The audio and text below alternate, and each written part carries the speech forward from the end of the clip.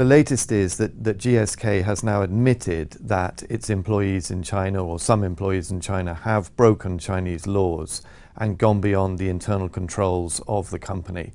It hasn't said exactly which laws have been broken, but it would appear this coming in the aftermath of the Chinese government's allegations that GSK has been involved in bribery of hospital officials and other hospital personnel through around 700 travel agencies in the country.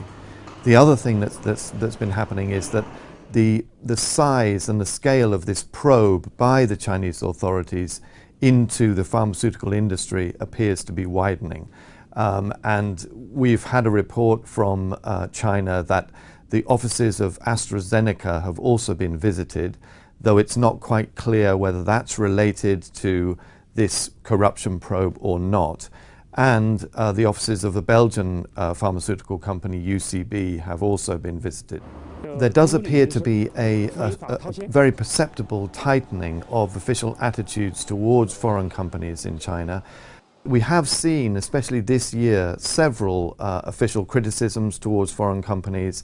Nestlé, Danone were recently criticized for alleged price fixing of infant milk formula and very quickly cut their prices. Earlier than that, both Volkswagen and Apple have been criticized by Chinese state media for various lapses in their service.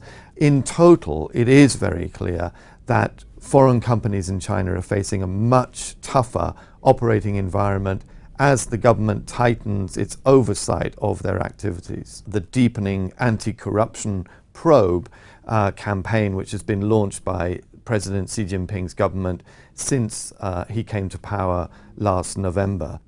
What hasn't happened so far to the same extent is anti-corruption probes into big Chinese state-owned companies.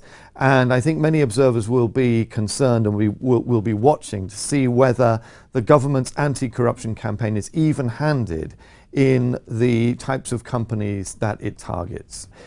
There is about $100 billion worth of foreign investment pouring into China every year still.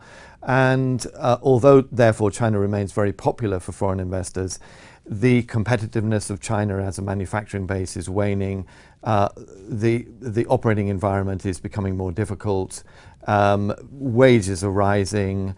From a number of different perspectives, China is becoming a slightly less attractive place for foreign investors. And it may just be that this type of anti-corruption probe and the sense that some foreign companies are being targeted by the official media could sway or alter the view of China in headquarters around the world, to some extent at least.